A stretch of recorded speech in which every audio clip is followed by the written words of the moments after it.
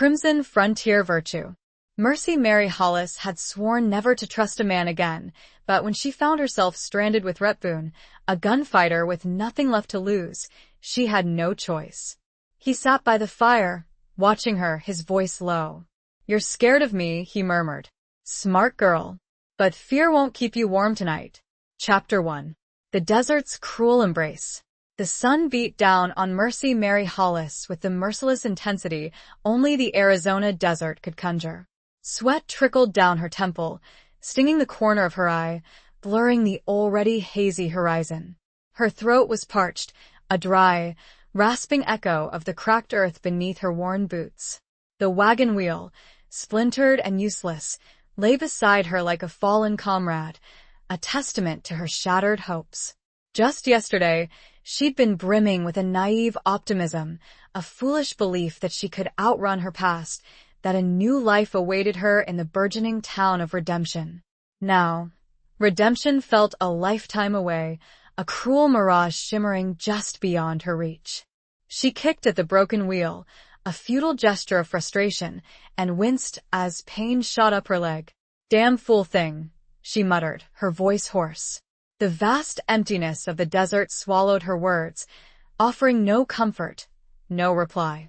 Her gaze swept across the desolate landscape, a sea of ochre and rust, dotted with the skeletal arms of saguaro cacti, silent sentinels of her despair. She was alone. Utterly, terrifyingly alone. It had been a gamble, leaving everything behind. The stifling propriety of her Boston upbringing, the suffocating expectations of her family, the bitter sting of betrayal that still lingered like a phantom limb. She'd sold the last of her mother's jewels, packed a meager bag, and bought a rickety wagon and a stubborn mule named Hattie. Hattie, at least, had shown more sense than Mary, collapsing from exhaustion a mile back. Mary had left her there, shaded beneath a meager outcropping of rock, praying the poor creature would find the strength to recover. Mary sank to the ground, the heat radiating from the sun-baked earth seeping into her bones. She closed her eyes, fighting back the rising tide of panic. Think, Mary, think. She had a canteen, half full, and a few strips of dried beef. Enough to last a day, maybe two, if she rationed it carefully. But water was the key. Without water, she was doomed. A memory flickered her father, a stern, unyielding man, lecturing her about the dangers of the West. "It's a land for wolves, Mary," he'd said, his voice laced with disapproval. "Not for delicate flowers like you." She'd scoffed then, fueled by youthful rebellion, but now his words echoed in her mind with chilling accuracy. She opened her eyes, scanning the horizon again, searching for any sign of life, any glimmer of hope. Nothing. Just the endless expanse of sky and sand, a breathtaking panorama of utter desolation. Despair threatened to engulf her, a dark, suffocating wave. She'd sworn never to trust a man again, not after she pushed the thought away, refusing to dwell on the pain, the humiliation. She had to focus. She had to survive. A glint of metal in the distance caught her eye. She squinted, shielding her eyes with a dirt-stained hand. It was a rider, a distant silhouette against the blinding sun. Hope surged, a fragile butterfly fluttering in her chest. She scrambled to her feet, waving her arms frantically, shouting until her voice cracked. The rider approached slowly, a dark figure emerging from the shimmering heat haze. As he drew closer, Mary's initial relief began to curdle into apprehension. He was tall, lean, and hard-looking, his face obscured by the shadow of a wide-brimmed hat. A rifle was slung across his back, and a pair of pistols were strapped to his hips. He rode with the effortless grace of a man who spent his life in the saddle, a man who knew how to handle himself in a fight. He reined in his horse a few feet from her, the animal snorting and pawing at the ground. Mary stood her ground, trying to project an air of confidence she didn't feel. Her heart hammered against her ribs, a frantic drumbeat against the silence. He looked at her, his eyes, the color of gunmetal gray, assessing her with a disconcerting intensity. They were eyes that had seen too much, eyes that held a world of secrets. He didn't speak, just continued to study her, his gaze lingering on her torn dress, her dusty boots, her desperate expression. Finally, he spoke, his voice a low, gravelly drawl that sent a shiver down her spine. "Lost, are you?" It wasn't a question, but a statement. Mary swallowed, forcing herself to meet his gaze. "Wagon wheel broke," she said, her voice steadier than she expected. "Mule's given out back a ways." He nodded slowly, his eyes still fixed on hers. "Long way from anywhere." Another statement. Mary felt a knot of unease tighten in her stomach. This man, this stranger, radiated an aura of danger, a sense of untamed wildness that both terrified and, strangely, intrigued her. He dismounted, moving with a fluid grace that belied his rugged appearance.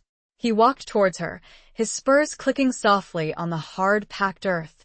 Mary instinctively took a step back, her hand reaching for the small, rusty knife she kept tucked in her boot. He stopped a few feet away, his gaze never leaving hers. "Name's Rhett Boone." He paused, then added, almost as an afterthought, "And you are?" "Mercy," she replied, her voice barely a whisper. "Mercy Hollis. But most call me Mary." Even to her own ears, the name sounded incongruous, a cruel mockery of her current predicament. He tilted his head slightly, a hint of a smile playing at the corners of his lips. "Mary, huh? Doesn't quite seem to fit, does it?" She bristled at his observation, a flicker of defiance igniting within her. "I can take care of myself, Mr. Boone."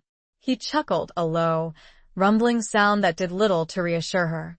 "I reckon you can, Miss Hollis. But the desert's a harsh mistress.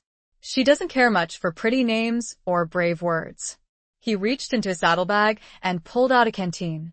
"Drink," he said, offering it to her. Mary hesitated, her thirst warring with her suspicion. Could she trust him? He was a stranger, a gunfighter, a man who looked like he belonged to this unforgiving land. But she was desperate.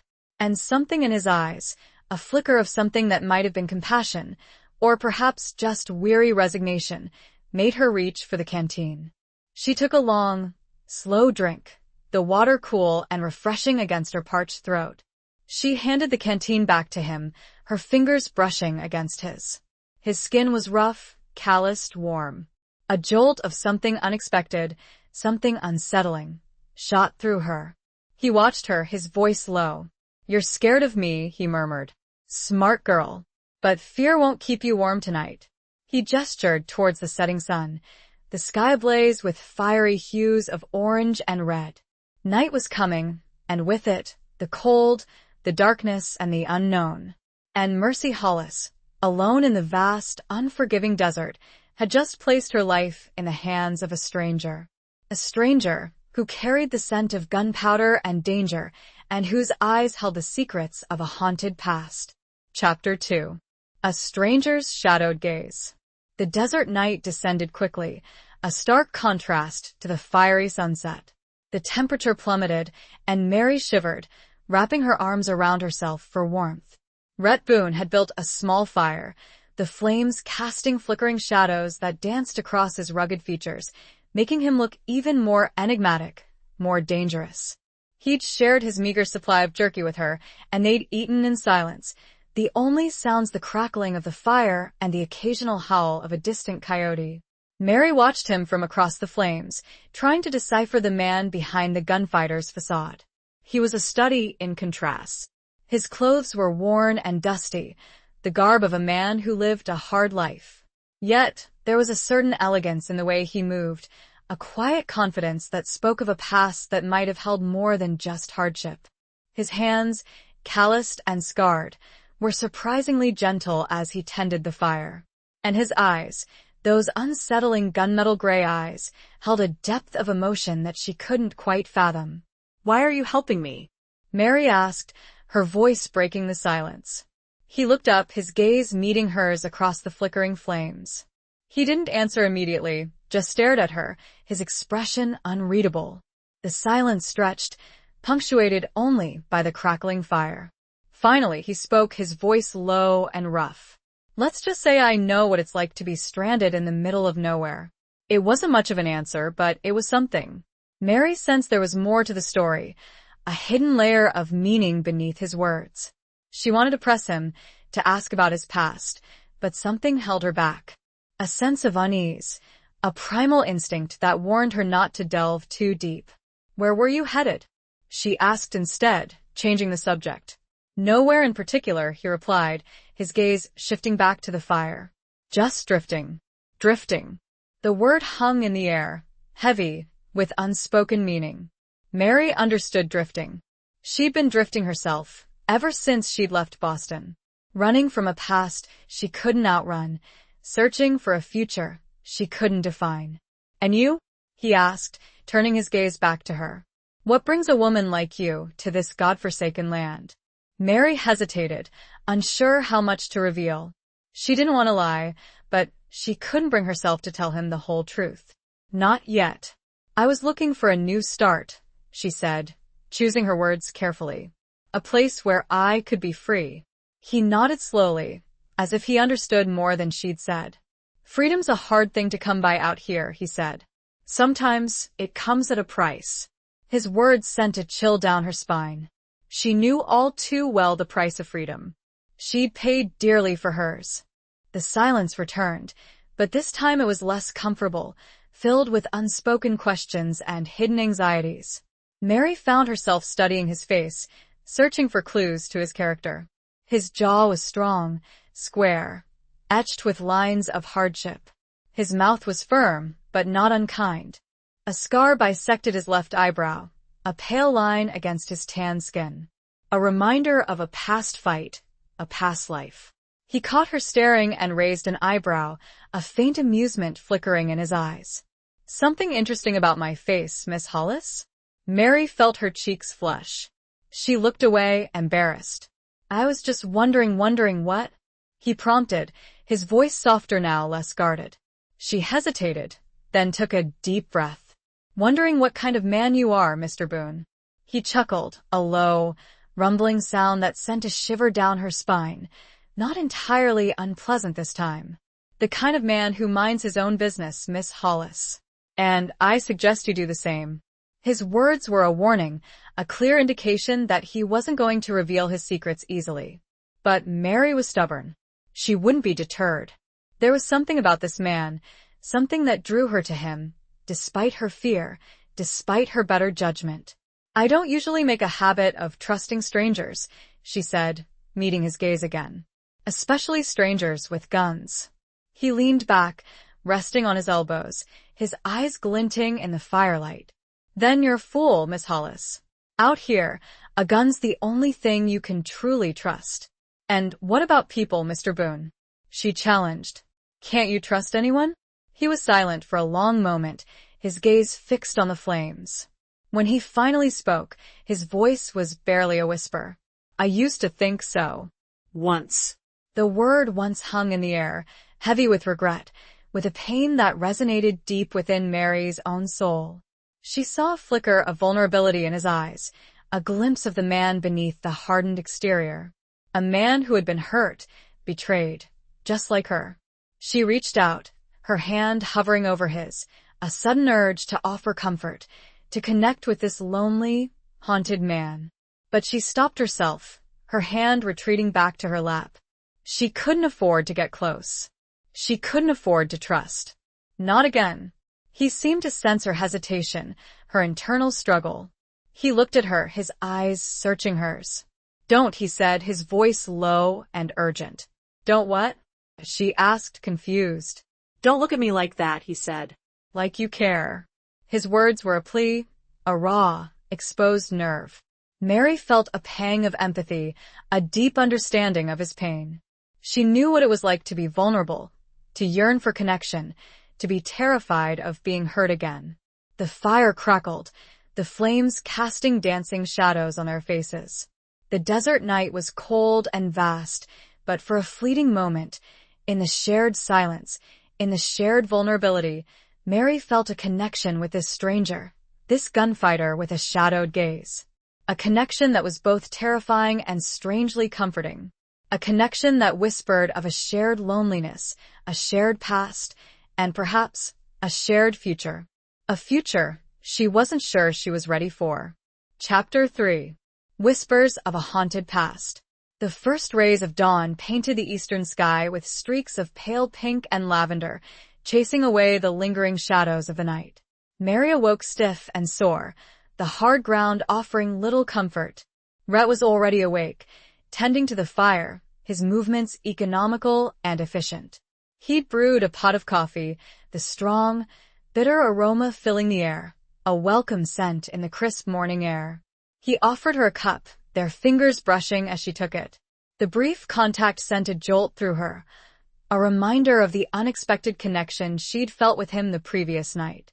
She sipped the coffee, the hot liquid warming her from the inside out. "We need to get you to Redemption," Rhett said, his voice breaking the silence. "Your mule won't last another day without water, and neither will you." Mary nodded, grateful for his practicality. She knew he was right. She couldn't afford to dwell on her fears, her anxieties. She had to focus on survival. "How far is it?" she asked. He pointed towards the west, where the distant mountains were barely visible through the morning haze. 2 days' ride, maybe 3, depending on the terrain. We'll have to travel light. 2 days. 2 days in the company of this enigmatic stranger. Mary felt a mixture of apprehension and anticipation. She was still wary of him, still unsure of his motives, but she couldn't deny the strange pull she felt towards him. They packed up their meager belongings, Rhett working with a practiced ease that spoke of years spent living on the trail. He saddled his horse, a sturdy, muscular animal that seemed to mirror his own strength and resilience. "Can you ride?" he asked, turning to Mary. She nodded. She'd learned to ride as a child, though she hadn't been on a horse in years. "I'm a bit rusty," she admitted. He offered her a hand up, his touch surprisingly gentle. She settled into the saddle, feeling awkward and unbalanced. Rhett adjusted the stirrups for her, his proximity sending a shiver down her spine.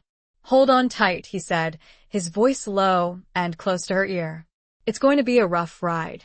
He mounted behind her, his body close to hers, his arms encircling her waist to hold the reins. Mary felt a blush creep up her cheeks. She was acutely aware of his presence, of the warmth of his body, the scent of leather and dust that clung to him. They set off at a slow pace, the horses' hooves crunching on the dry earth. The desert landscape unfolded before them, vast and unforgiving. The silence stretched between them, punctuated only by the sounds of their journey. Mary found herself stealing glances at Rhett, studying his profile. He was a handsome man, in a rugged, weathered way. His features were strong, his jawline firm, his eyes intense. She wondered about the stories etched on his face, the secrets hidden behind his guarded expression. "You said you were drifting," she said, breaking the silence. "What were you drifting from?" He didn't answer immediately, his gaze fixed on the horizon. Mary thought he might ignore her question, but then he spoke, his voice low and laced with a hint of bitterness. "A life I no longer wanted," he said. "A past I couldn't escape." His words resonated with her own experiences. She, too, was running from a past she couldn't outrun. "What happened?" she asked, her voice soft, hesitant. He was silent for a long moment, his jaw tight. Mary thought he wouldn't answer, but then he began to speak, his voice a low murmur against the backdrop of the vast, empty landscape. He spoke of a life lost, of a love betrayed. He'd been a rancher, once, with a wife and a child he adored. They'd built a life together, a dream of a future filled with hope and promise. But it had all been shattered, destroyed by greed and violence. A land dispute, a crooked sheriff, a gang of ruthless outlaws. He'd lost everything: his family, his home, his faith in the world. Mary listened, her heart aching for him.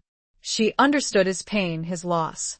She, too, had known betrayal, had felt the sting of shattered dreams. "I'm sorry," she said, her voice filled with genuine empathy. He shrugged, a dismissive gesture that didn't quite mask the pain in his eyes. "It was a long time ago," he said. "I've learned to live with it." But Mary knew that wasn't true. She could see the pain in his eyes, the haunted look that never quite left him. He was still carrying the weight of his past, the burden of his loss.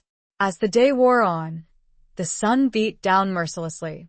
The landscape became even more desolate, a seemingly endless expanse of rock and sand.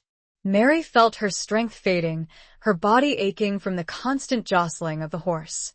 They stopped for a brief rest in the shade of a towering rock formation. Rhett shared his remaining water with her, insisting she drink more than him. He was watching her, his eyes filled with a concern that both surprised and touched her. "You're a strong woman, Mercy Hollis," he said, his voice unexpectedly gentle. "Stronger than you think." His words were a balm to her wounded spirit. She'd been told she was weak, delicate, incapable of surviving in this harsh world. But Rhett saw something in her, something she hadn't even seen in herself. She looked at him, her eyes meeting his. "And you, Rhett Boone," she said, "are more than just a gunfighter." He didn't reply, just held her gaze, his eyes searching hers. The silence stretched between them, filled with unspoken emotions, with a growing awareness of the connection that was forging between them, a connection that defied logic, that defied fear, that defied the harsh realities of the world around them. A connection born of shared pain, shared loss, and a shared whisper of a haunted past. A past that was slowly, inexorably, drawing them together. The sun began to set, and the heat continued to pound down on them. Chapter 4. The Price of Survival. The second day of their journey was even more grueling than the first. The terrain became increasingly treacherous, the trail winding through narrow canyons and across rocky, uneven ground. The sun beat down relentlessly, and the water in their canteens dwindled alarmingly. Mary felt her strength ebbing, her body aching, her spirit flagging. She was exhausted, dehydrated, and increasingly worried about their chances of reaching redemption. Rhett, however, remained stoic, his determination unwavering. He pushed them onward, his eyes constantly scanning the horizon, searching for any sign of water, any indication of civilization. He shared his remaining water with her, rationing it carefully, insisting she drink more than him. He was a man of few words, but his actions spoke volumes. He was protecting her, caring for her, despite his own hardships. As the afternoon wore on, Mary felt a wave of dizziness wash over her. She swayed in the saddle, her vision blurring. She clung to the saddle horn, fighting to stay conscious. "Rhett," she whispered, her voice weak. "I don't feel so good." He immediately reined in the horse, his eyes filled with concern. He dismounted and helped her down, his touch surprisingly gentle. She leaned against him, her body trembling. "Easy," he said, his voice low and reassuring. "Just breathe." He helped her sit down in the meager shade of a towering saguaro cactus. He examined her face, his brow furrowed with worry. Her skin was pale, her lips cracked, her eyes glazed. "Dehydration," he muttered, more to himself than to her. "We need to find water. Soon." He scanned the surrounding landscape, his gaze sweeping across the desolate expanse of rock and sand. There was nothing. No sign of water, no sign of life. Just the endless, unforgiving desert. Mary felt a surge of despair. She was going to die out here, in this godforsaken place. She closed her eyes, tears welling up. She'd fought so hard, survived so much, only to succumb to the harsh realities of the desert. "Don't give up, Mary," Rhett said, his voice firm. He seemed to sense her despair. "We'll find water. I promise you." His words, his unwavering determination, gave her a flicker of hope. She looked at him, her eyes meeting his. She saw something in his gaze, something beyond concern. It was a fierce protectiveness, a determination to keep her safe, no matter the cost.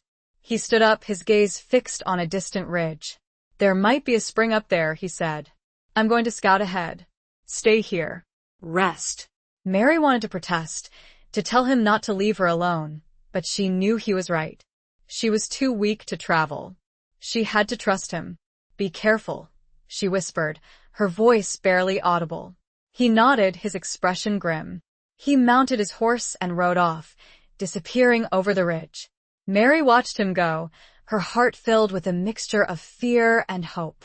She was alone again, vulnerable and exposed.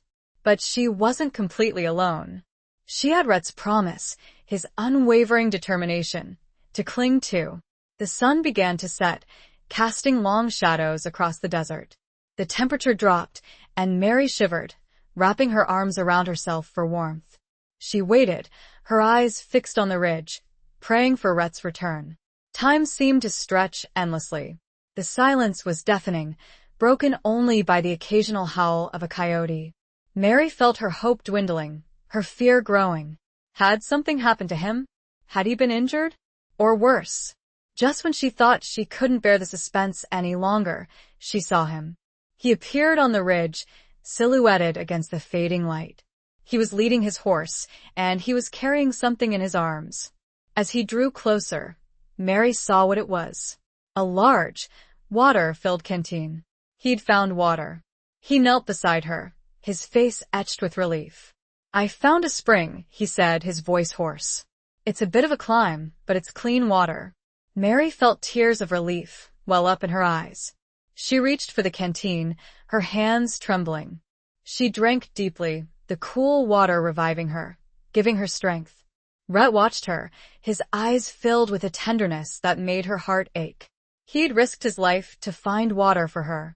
He'd saved her.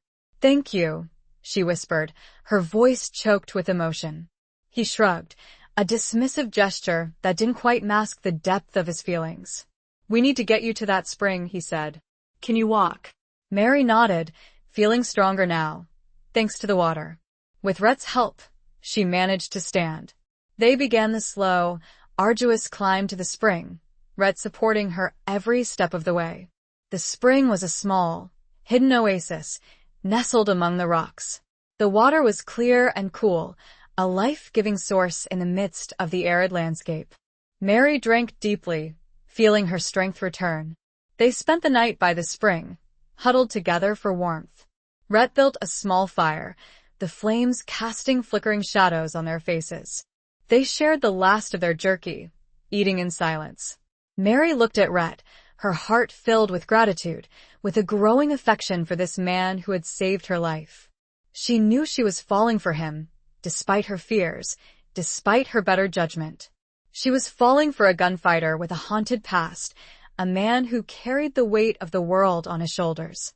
A man who had shown her kindness, compassion, and a fierce protectiveness that made her feel safe, cherished, and, for the first time in a long time, truly alive. The price of survival was high, she realized, but sometimes the rewards were even higher. Chapter 5. Broken Oaths and Faded Dreams. The following morning dawned clear and bright, the air still holding the chill of the desert night. Mary felt refreshed, the water and rest having restored much of her strength. Rhett was already up, tending to the horses and packing their meager supplies. He moved with his usual quiet efficiency, his gaze distant, his thoughts seemingly elsewhere. As Mary watched him, she felt a pang of sadness. She knew he was still haunted by his past, still carrying the burden of his loss. She wished she could ease his pain, offer him some comfort, but she didn't know how. She was afraid of getting too close, of revealing too much of herself. She'd sworn never to trust a man again, and that oath, though broken in her heart, still held a powerful sway over her actions. They set off early, the climb down from the spring proving less arduous than the ascent. The landscape began to change, the stark, barren desert giving way to rolling hills dotted with scrub brush and the occasional hardy tree. The sight of greenery, however sparse, lifted Mary's spirits. It was a sign that they were getting closer to civilization, closer to redemption. "How much further?" she asked Rhett as they rode side by side. He glanced at the sun, calculating their progress. "We should reach the outskirts by nightfall," he said. "The town itself is another few hours' ride." Mary felt a surge of hope, mixed with a familiar apprehension. Redemption. The town where she'd hoped to start anew, to escape her past. But what awaited her there? Would she find the peace and freedom she craved, Or would she be met with more disappointment, more heartbreak? She stole a glance at Rhett. He rode beside her, silent and stoic, his gaze fixed on the horizon. She wondered what he was thinking, what his plans were once they reached redemption. Would he stay, or would he continue his solitary drifting? The thought of him leaving filled her with a surprising sadness. As the day wore on, they came across a weathered, abandoned homestead. The small, wooden house was dilapidated, the roof partially collapsed, the windows boarded up. A rusting plow lay abandoned in the overgrown field, a testament to a farmer's failed dreams. Rhett reined in his horse, his eyes scanning the scene. "Looks like someone tried to make a go of it here," he said, his voice tinged with a hint of sadness. "Didn't last long." Mary felt a pang of empathy for the unknown farmer, for the shattered hopes and dreams that lay buried beneath the dust and decay. It was a stark reminder of the harsh realities of life on the frontier, of the constant struggle for survival. Do you think they made it?" she asked, her voice hesitant. Rhett shrugged. "Hard to say. Could have been anything. Drought, disease, Indians, or just plain bad luck." He dismounted and walked towards the house, his boots crunching on the dry earth. Mary followed him, her curiosity piqued. The air was heavy with the scent of dust and decay, with the faint, lingering aroma of wood smoke, a ghost of meals cooked long ago. Rhett pushed open the creaking door, the hinges protesting with a rusty groan. The interior was dark and dusty, the furniture broken and overturned. Cobwebs hung like macabre tapestries, and the air was thick with the smell of mildew. Mary shivered, despite the warmth of the day. There was a sense of sadness, of loss, that permeated the air. It was as if the house itself were mourning its former inhabitants. Rhett moved through the rooms, his eyes scanning the debris, searching for any clues to the fate of the family who had once lived there. He found a child's wooden toy, a small, crudely carved horse, lying on the floor. He picked it up, his fingers tracing the worn contours. Mary saw a flicker of pain in his eyes, a reminder of his own lost child. She reached out, her hand hovering over his, a silent gesture of comfort. He looked at her, his gaze meeting hers. For a moment, the barriers between them seemed to dissolve. She saw the vulnerability in his eyes, the deep well of sadness that he usually kept hidden. "They had a child," he said, his voice rough with emotion. "A little girl, maybe 5 or 6 years old." Mary felt a lump form in her throat. She imagined the little girl, playing with her wooden horse, laughing and carefree, unaware of the harsh realities that awaited her. "What do you think happened to them?" she asked, her voice barely a whisper. Rhett shook his head. "I don't know," he said. "But I hope they found peace somewhere." He placed the wooden horse carefully on a dusty shelf, as if returning it to its rightful owner. It was a small gesture, but it spoke volumes about his compassion, his empathy for the lost and forgotten. They left the abandoned homestead, the silence between them heavy with unspoken emotions. The faded dreams of the unknown family served as a stark reminder of the fragility of life, of the constant threat of loss and heartbreak. Mary's own broken oaths, her own faded dreams, weighed heavily on her heart. She'd sworn never to trust, never to love again. But Rhett Boone was slowly, inexorably, chipping away at the walls she'd built around her heart. And she was terrified of what would happen when those walls finally crumbled. Chapter 6. Beneath a sky of burning stars. They made camp that evening in a small, sheltered canyon, the towering rock walls providing a sense of protection from the elements. The sky was a breathtaking canvas of fiery colors as the sun dipped below the horizon, painting the clouds with hues of orange, red, and purple. As darkness descended, the stars emerged, a million pinpricks of light against the velvet blackness, a dazzling display of celestial beauty. Rhett built a fire, the flames casting flickering shadows on the canyon walls, creating an almost magical atmosphere. They ate their meager rations in silence, the vastness of the night sky and the crackling fire the only companions to their thoughts. Mary found herself mesmerized by the stars, their brilliance a stark contrast to the darkness that had surrounded her for so long. I've never seen so many stars, she said, her voice filled with awe. Rhett followed her gaze, his eyes reflecting the starlight. Out here, away from the city lights, you can see the whole universe, he said. It puts things in perspective, doesn't it? Mary nodded, her gaze lost in the celestial expanse. It was true. The vastness of the universe made her own troubles seem insignificant, her own pain a mere drop in the ocean of existence. Do you ever think about what's out there? She asked, turning to Rhett. He shrugged, a hint of a smile playing at the corners of his lips. I reckon there's more than we can ever imagine, he said. More than we'll ever know.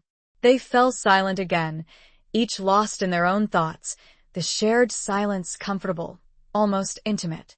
Mary felt a sense of peace she hadn't experienced in years, a sense of belonging she hadn't expected to find in this desolate, unforgiving land. She looked at Rhett, his face illuminated by the firelight. He was staring into the flames, his expression thoughtful, his eyes distant. She wondered what he was thinking, what memories were flickering through his mind. Rhett, she said, her voice soft, hesitant. About your family, what were their names? He didn't answer immediately, his jaw tightening slightly. Mary thought he might refuse to answer, but then he spoke, his voice low and laced with a hint of pain. Sarah, he said. My wife's name was Sarah. She had the most beautiful smile and eyes that sparkled like the morning dew. He paused, his voice catching slightly. And my daughter, her name was Lily. She was the light of my life. Mary felt tears well up in her eyes. She could hear the love in his voice, the profound loss that still haunted him. She reached out, her hand covering his, offering a silent gesture of comfort. He looked at her, his eyes meeting hers. He didn't pull his hand away, just let it rest beneath hers. The warmth of his touch sent a shiver through her. I'm so sorry, she said, her voice choked with emotion. I can't imagine what you've been through. He squeezed her hand gently, a silent acknowledgement of her empathy. It's been a long time, he said. But some wounds, they never fully heal. Mary knew that was true. Her own wounds, though different, still ached. The betrayal she'd suffered, the loss of trust, the fear of vulnerability, it all lingered beneath the surface, a constant reminder of her broken heart. My father, he always said I was too trusting, she said, her voice barely a whisper. That I was too naive, too soft for this world. Rhett looked at her, his eyes searching hers. He was wrong, he said, his voice firm. There's strength in kindness, Mary. Strength in compassion. Don't let anyone tell you otherwise. His words were a balm to her wounded spirit. He saw something in her, something beyond her perceived weakness, something that gave her a flicker of hope, a flicker of belief in herself. They sat in silence for a long time, their hands still intertwined, the fire casting dancing shadows around them. The night sky blazed above them, a silent witness to their shared vulnerability, their shared pain, and the growing connection that was binding them together. Mary felt herself drawn to him, her heart aching with a longing she hadn't felt in years. She wanted to lean into him, to feel the warmth of his body, the comfort of his embrace. But she held back, restrained by her fear, by her broken oaths. He rose to check the horses and turned back. Looking at the sky, his voice resonated, almost a promise and a warning. This will be a night to remember, Mary Hollis. Chapter 7.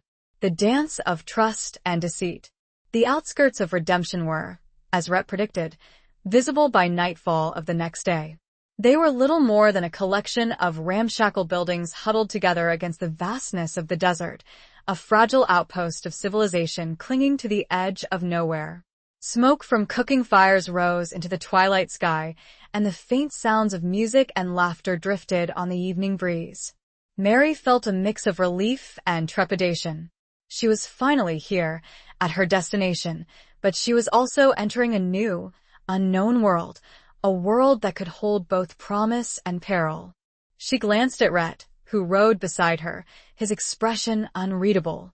She wondered what his plans were, whether he would stay in redemption or move on. The thought of him leaving filled her with a surprising sense of loss. As they rode closer, the town revealed itself to be a rough and tumble place, a haven for drifters, outlaws, and those seeking their fortune in the harsh realities of the frontier. The main street was a dusty thoroughfare lined with saloons, gambling halls, and a few struggling businesses.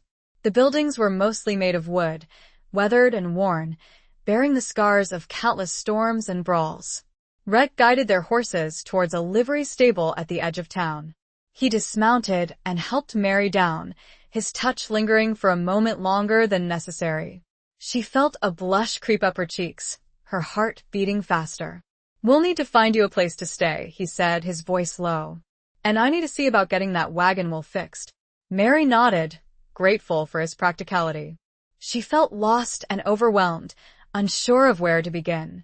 I don't know anyone here," she said, her voice hesitant. He looked at her, his eyes searching hers.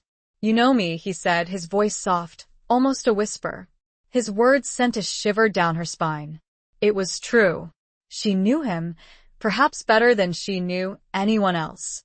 She'd shared her fears, her vulnerabilities, with him. He'd saved her life, more than once. She trusted him, despite her initial reservations, despite her broken oaths.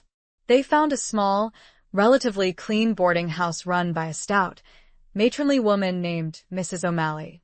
She eyed Mary with a mixture of curiosity and suspicion, but Rhett's presence, his quiet authority, seemed to reassure her. He paid for a week's lodging for Mary, insisting on it despite her protests.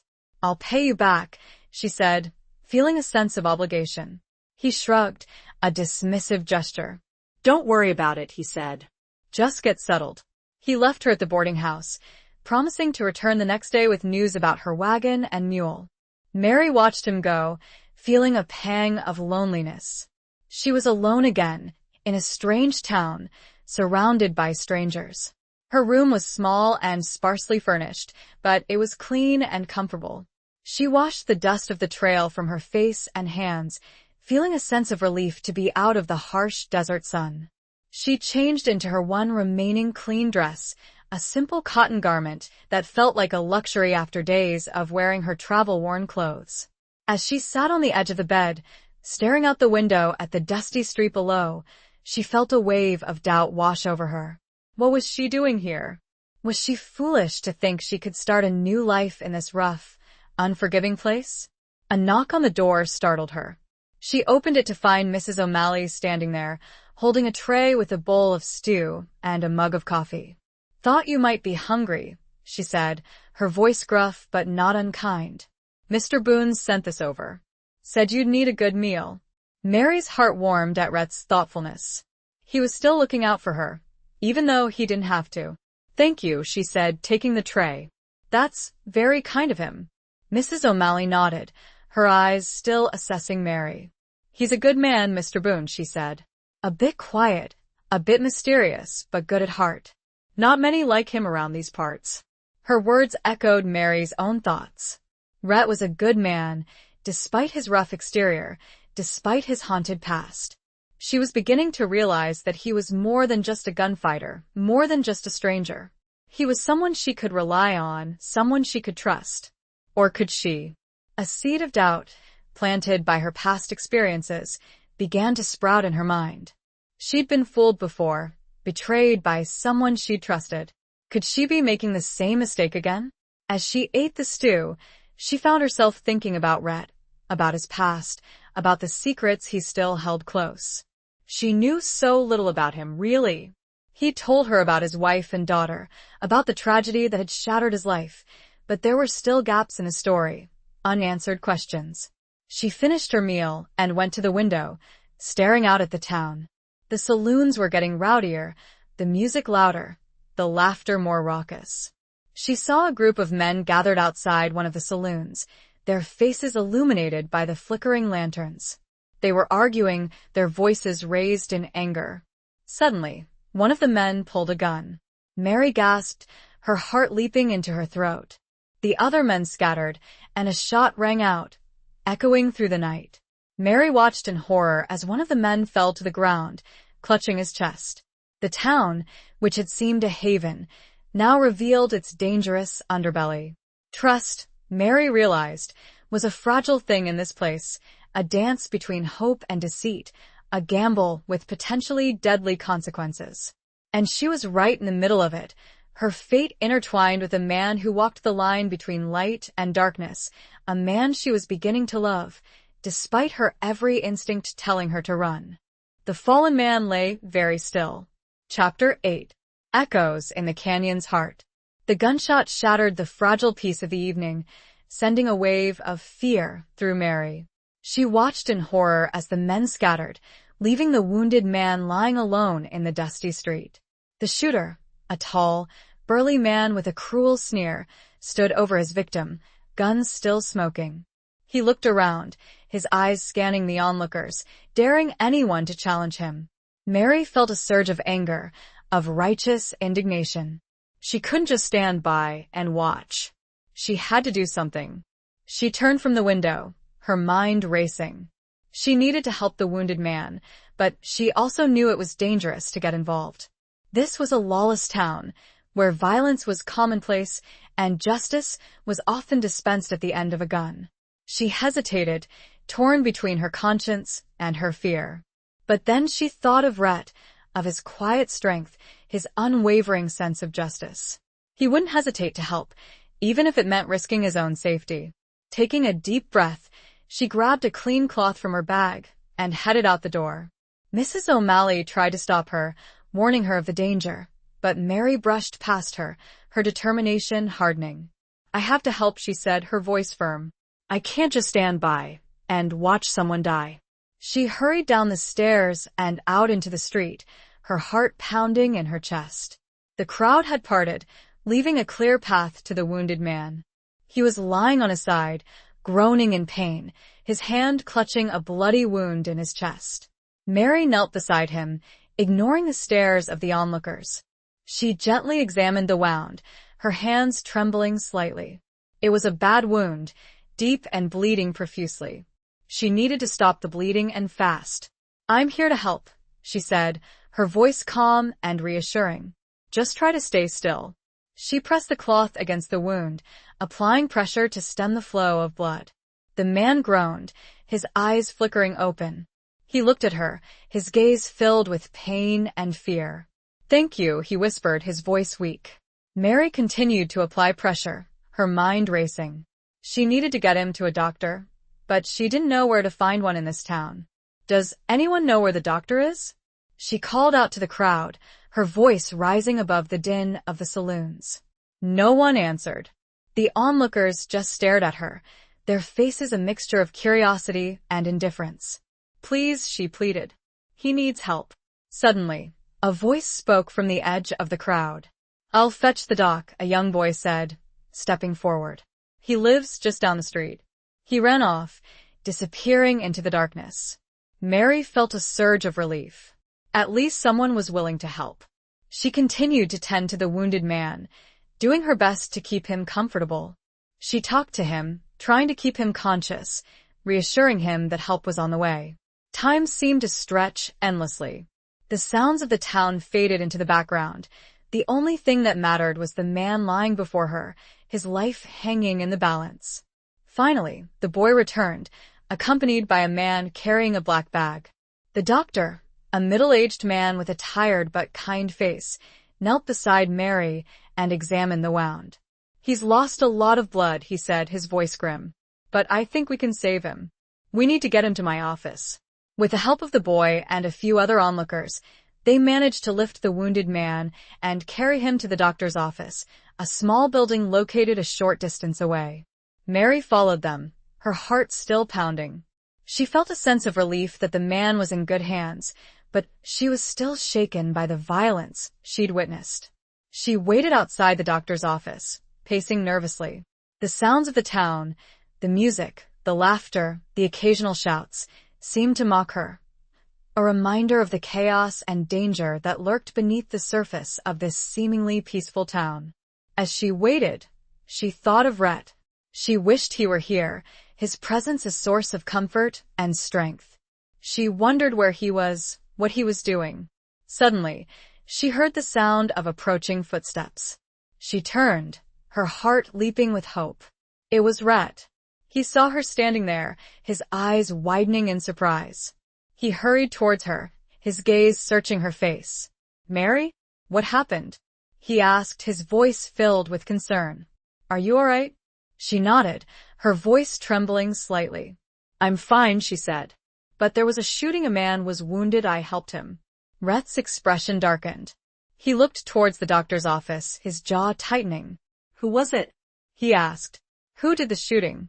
Mary described the shooter, the tall, burly man with a cruel sneer. Rhett's eyes narrowed, his hand instinctively moving towards his gun. "Bartlett," he muttered, his voice low and dangerous. "I should have known." Mary looked at him, confused. "You know him?" Rhett nodded. "He's a troublemaker," he said. "A bully. He's been causing problems in this town for months." He paused, his gaze meeting hers. "You were brave, Mary," he said, his voice softer now.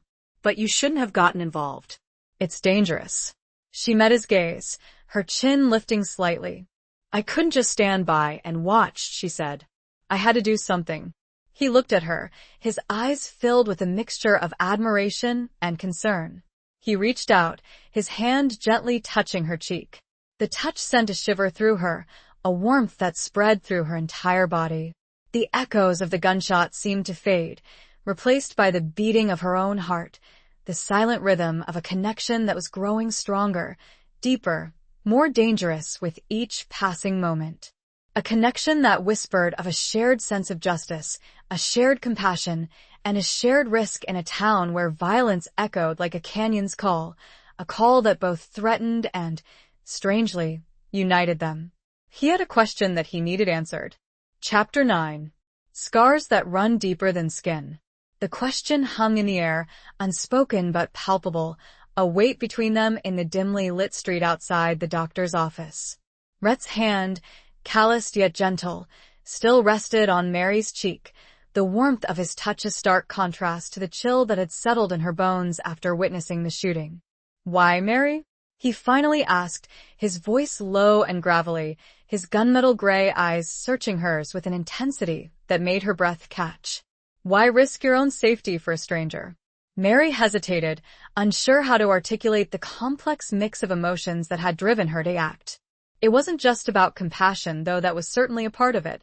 It was about something deeper, something rooted in her own past, in her own experiences with injustice and helplessness. I couldn't just stand there and do nothing," she said, her voice trembling slightly. "I've seen too much of that, too much indifference, too much cruelty." Her words seemed to trigger something in Rhett. His gaze softened, a flicker of understanding, of shared pain, passing through his eyes. He knew what it was like to witness injustice, to feel helpless in the face of violence. He'd lived it. He removed his hand from her cheek, the absence of his touch leaving a sudden void.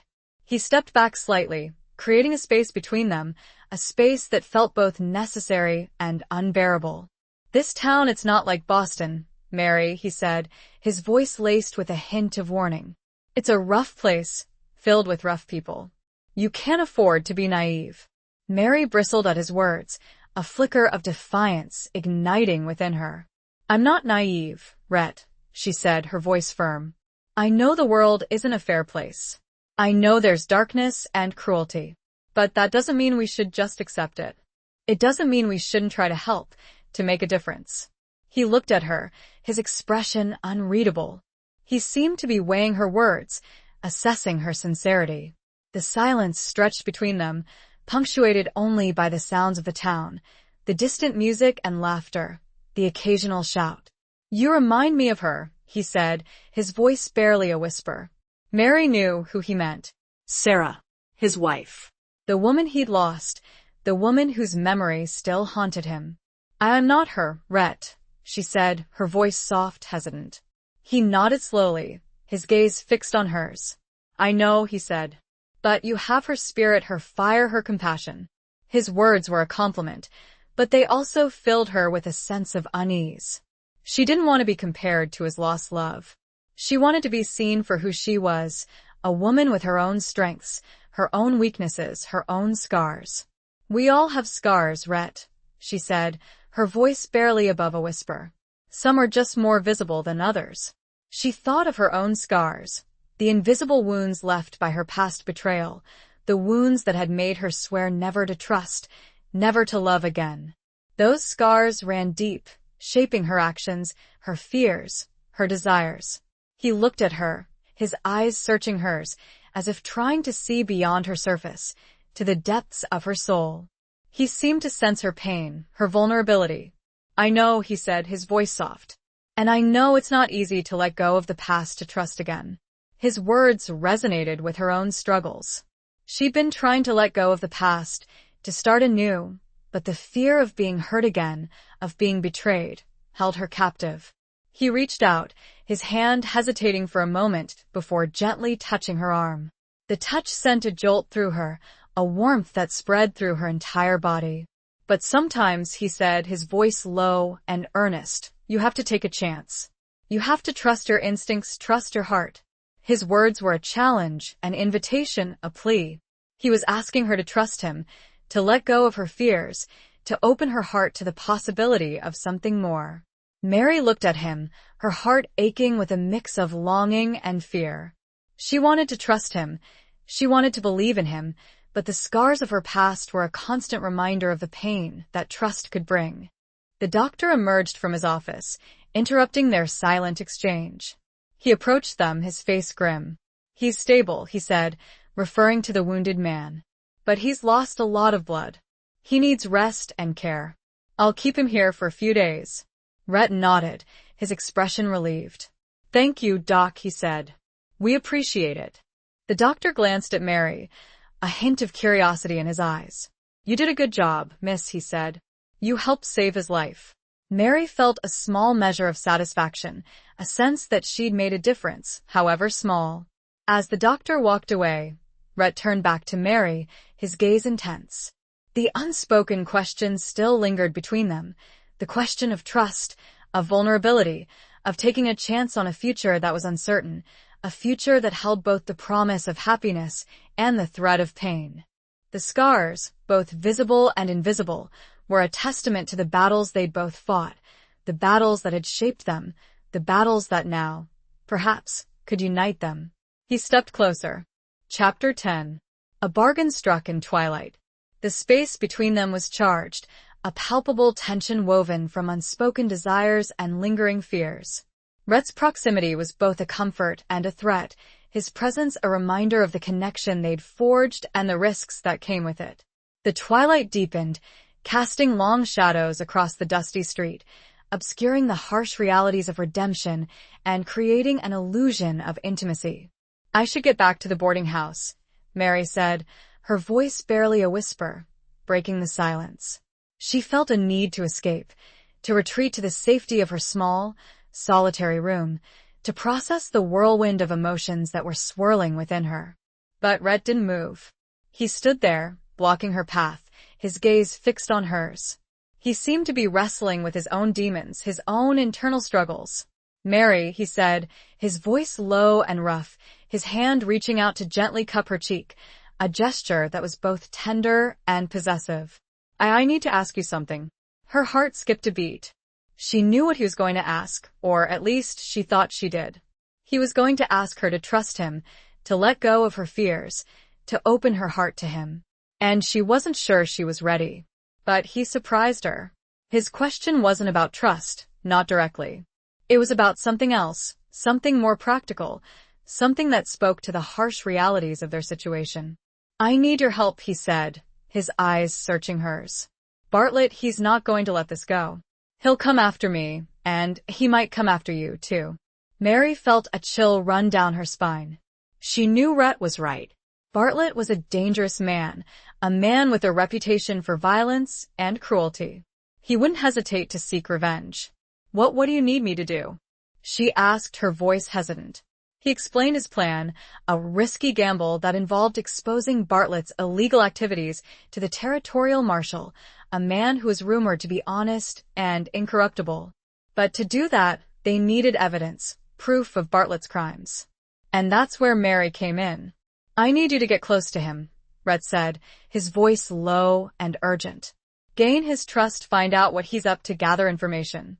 Mary's eyes widened in disbelief. You want me to spy on him? She asked, her voice incredulous. That's insane, Rhett. It's too dangerous. He nodded, his expression grim. I know it's dangerous, he said. But it's the only way. I can't do it myself. He knows me, he'd be suspicious. But you're a stranger, he won't suspect you. Mary felt a surge of fear, but also a flicker of excitement. It was a dangerous game, a dance with the devil, but it was also a chance to make a difference, to bring justice to this lawless town. And it was a chance to prove to herself that she was stronger than she thought, that she wasn't just a victim of her past. I don't know, Rhett, she said, her voice trembling slightly. I'm not sure I can do it. He looked at her, his eyes filled with a mixture of understanding and determination. He reached out, his hand gently taking hers. The warmth of his touch sent a shiver through her, a reassurance that she wasn't alone. You can do it, Mary, he said, his voice soft but firm. I know you can. You're brave, you're resourceful, and you're stronger than you think. And I'll be there for you, every step of the way. His words, his faith in her, gave her the courage she needed. She looked at him, her eyes meeting his. She saw the trust in his gaze, the belief in her abilities, and it was enough to tip the scales. All right, she said, her voice firm, her decision made. I'll do it. A flicker of relief passed through his eyes, followed by a renewed sense of determination. They struck a bargain, a pact sealed in the twilight, a bargain that would bind them together in a dangerous game of trust and deceit, a game that could cost them their lives, but also offer them a chance at redemption, a chance at a future free from fear and violence. We'll start tomorrow, Rhett said, his voice low. I'll tell you what you need to know. He released her hand, the absence of his touch leaving a sudden void. He stepped back slightly, creating a space between them, a space that was now filled with a shared purpose, a shared risk, a shared secret. As Mary walked back to the boarding house, her mind raced with a mix of fear and excitement. She was stepping into a dangerous world, a world of outlaws and gunfights, of secrets and lies. But she was also stepping into a world where she could make a difference, where she could fight for justice, where she could find her own strength, her own courage.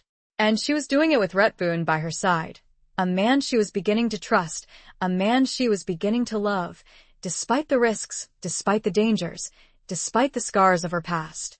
The bargain was struck, and the game was afoot. Chapter 11. The Ghost Town's Silent Secrets. The next morning, Rhett met Mary at a small, discreet cafe on the edge of town, away from the prying eyes of Bartlett and his cronies. The air was thick with the aroma of coffee and bacon, a comforting contrast to the tension that simmered between them. They sat at a secluded table in the corner, their voices low, their conversation guarded. Rhett laid out his plan in detail, explaining Bartlett's operations, his connections, his weaknesses. Bartlett was involved in a range of illegal activities, from cattle rustling to land grabbing, and he had a network of informants and henchmen throughout the territory. He was a dangerous man, ruthless and cunning, and Mary knew she would have to be careful. Your job is to get close to him, Rhett said, his eyes fixed on hers. Gain his trust, find out where he's keeping the stolen cattle, who his contacts are, any information that can help us bring him down. Mary nodded, her mind racing. It was a daunting task, a dangerous game of deception, but she was determined to play her part. She'd agreed to this, and she wouldn't back down. How am I supposed to do that? She asked, her voice hesitant. I'm a stranger in this town. He'll be suspicious. Rhett had anticipated her question. He explained that he'd spread a rumor about her, a carefully crafted story that would make her seem vulnerable, desperate, and ripe for exploitation. He told people that she was a widow, recently arrived in redemption, looking for work and a new start. You'll need to play the part, he said. Be charming, be vulnerable, be desperate. Mary felt a flicker of resentment at his words. She didn't want to play the victim, to pretend to be weak and helpless. But she knew it was necessary, a strategic move in their dangerous game. I understand, she said, her voice tight. He gave her a small, leather-bound journal and a pencil. Write down everything you learn, he said. Every detail, no matter how insignificant it seems. It could be the key to bringing him down. They spent the next hour going over the details, Rhett answering her questions, offering advice, preparing her for the role she was about to play. He was thorough, meticulous, his experience evident in every word, every gesture. As they were about to leave, Rhett stopped her, his hand gently touching her arm. The touch sent a shiver through her, a reminder of the unspoken connection that simmered beneath the surface of their professional interaction. Mary, he said, his voice low and earnest. Be careful. Bartlett is a dangerous man. Don't trust him, don't trust anyone but me. His words were a warning, but also a reassurance. He was protecting her, watching out for her, even as he sent her into the lion's den. I will, she said, her voice firm. I promise. She left the cafe, her heart pounding, her mind filled with a mix of fear and determination. She was about to enter a dangerous world, a world of deception and betrayal, but she was also stepping into a role that could give her purpose, a chance to fight for justice, a chance to prove her strength. That afternoon, following Rhett's instructions, Mary visited the local saloon, the place where Bartlett was known to spend his time. It was a dimly lit, smoky establishment, filled with the sounds of raucous laughter, clinking glasses, and the rhythmic strumming of a guitar. The air was thick with the smell of whiskey, sweat, and stale tobacco. Mary hesitated at the entrance, feeling a wave of apprehension. This was a world she was unfamiliar with, a world of rough men and loose women, of danger and intrigue. But she took a deep breath and stepped inside, her chin held high, her expression carefully composed. She found a seat at the bar, ordering a sarsaparilla, her eyes scanning the room, searching for Bartlett. She spotted him in a corner booth, surrounded by his henchmen, a group of rough-looking men with guns strapped to their hips. He was a large, imposing figure, with a cruel face and cold, calculating eyes. Mary felt a shiver of fear, but she forced herself to remain calm. She had to play her part, to be convincing, to gain his trust. She caught his eye, offering him a small, hesitant smile. He looked at her, his gaze assessing her, his expression unreadable. He said something to his men, and they all turned to look at her, their eyes filled with suspicion and lewd amusement. Mary felt her cheeks flush, but she held his gaze, refusing to be intimidated. She had to project an air of vulnerability, of desperation, but also a hint of defiance, a spark of inner strength that would make her seem interesting, worth his attention. She took a sip of beverage and looked around the room, noticing it seemed much bigger than it appeared outside. She looked towards the back. Is there more beyond that door? Chapter 12. Blood on the Dusty Trail. Mary's seemingly innocent question about the back door of the saloon hung in the air, a subtle probe into Bartlett's domain.